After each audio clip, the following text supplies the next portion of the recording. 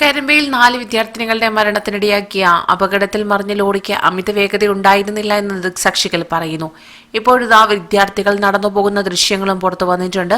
ഏറെ വേദനയോടെയാണ് ഈ ദൃശ്യങ്ങൾ എല്ലാവരും നോക്കിക്കാണുന്നത്. മറ്റൊരു വാഹനത്തെ ഓവർടേക്ക് ചെയ്തു പോവുകയായിരുന്ന ലോറിയെ കണ്ടതോടെ സിമന്റ് കയറ്റിയ ലോറി വെട്ടിക്കുകയായിരുന്നു എന്നാണ് അറിയാൻ കഴിയുന്നത്. ഇതോടെ പിൻഭാഗത്തിടിച്ച് സിമന്റുമായി വന്ന ലോറി മറിഞ്ഞു.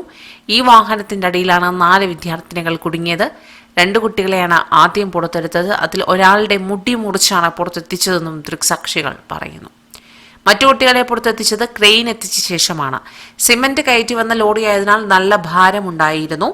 അപകടം നടന്ന പാടെ പുക ഉയർന്നു എന്ന് സമീപത്തെ വീട്ടമ്മ പറഞ്ഞു. പണ്ടൊരിക്കലും ഇതുപോലെ ലോറി അപകടം ഇതേ സ്ഥലത്ത് തന്നെ നടന്നിട്ടുണ്ട്. അന്ന് സ്കൂൾ വിടാത്ത സമയമായതിനാൽ രക്ഷപ്പെടുകയായിരുന്നുവെന്നും വീട്ടമ്മ പറഞ്ഞു. റോഡിന്റെ അവസ്ഥയാണ് അപകടത്തിന് കാരണമെന്നാണ് നാട്ടുകാർ ആരോപിക്കുന്നത്. റോഡ് പുതുക്കി പണിതപ്പോൾ വാഹനങ്ങളുടെ വേഗത കൂടി, എന്നാൽ അതിനുള്ള സൗകര്യങ്ങൾ റോഡിന് ഇല്ല എന്ന് നാട്ടുകാർ ആരോപിക്കുന്നു. മഴ പെയ്താൽ ഇവിടുത്തെ വളവ് അപകടക്കെണിയാകുമെന്നും നാട്ടുകാർ പറയുന്നു. ഇറക്കവും വളവുമാണ് റോഡിന്റെ ഈ ഭാഗത്തുള്ളത്. അപകടം സ്ഥിരമായപ്പോൾ ഇവിടെ റോഡിന്റെ വീതി കൂട്ടിയെങ്കിലും അപകടങ്ങൾക്ക് കുറവില്ലെന്നതാണ് വസ്തുത.